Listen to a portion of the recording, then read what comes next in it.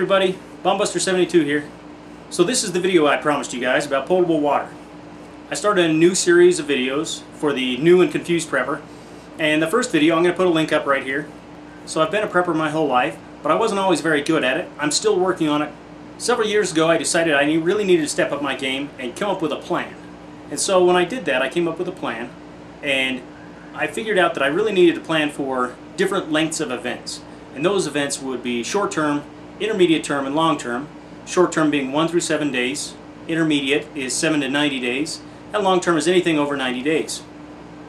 And then I also came up with an acronym to cover all the necessities that I was going to need during an emergency. And that acronym is P.R.E.P.A.R.E.D.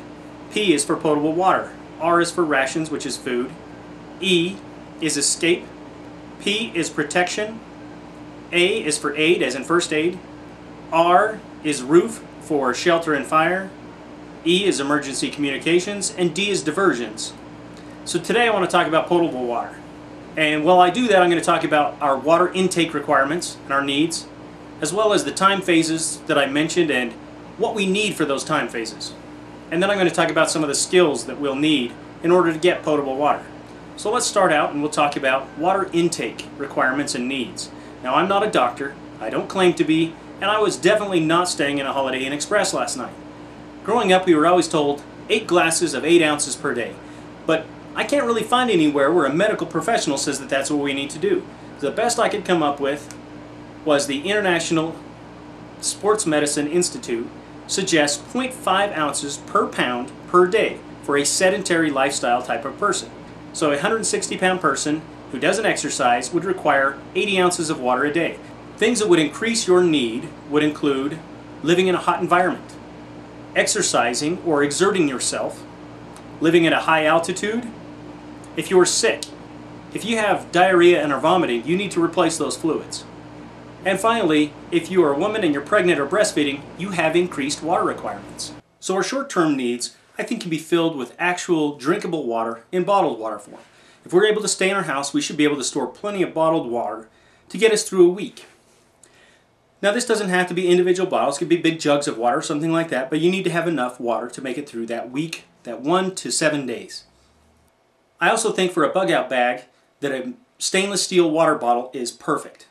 Everybody has these high-impact plastic water bottles, but you can't boil water and purify water in one of those, but you can in a stainless steel water bottle. Also, you need the chemicals necessary to purify that water if you aren't able to boil it, such as iodine or chlorine. Intermediate term needs, I think, can be met with a personal filter, some sort of filtration device, and spare filters for it.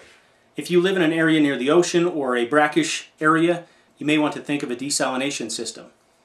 You also need fire building supplies. If you're going to boil water to purify it, you're going to need to build a fire. A rain barrel, if that's your environment, I live in the desert southwest, a rain barrel isn't all that effective here. You also are going to want a metal pot of some sort, probably 4-quart or larger, so that you can boil and purify a larger quantity of water.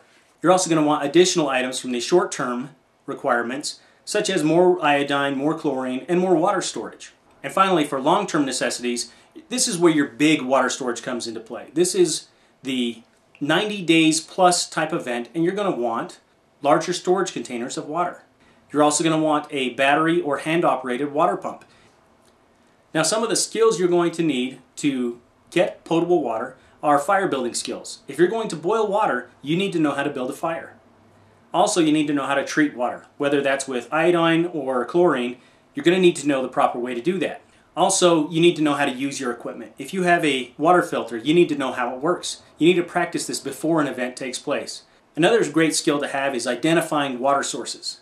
And this is through whether it's the plant life or looking at animals and animal trails and see what they're doing, but you need to be able to find water in an emergency. Next time I'm going to get a little more in depth on purifying techniques. I'm going to specifically talk about boiling water and using iodine and chlorine to purify water, and maybe I'll break out my water filter and show you guys how that works.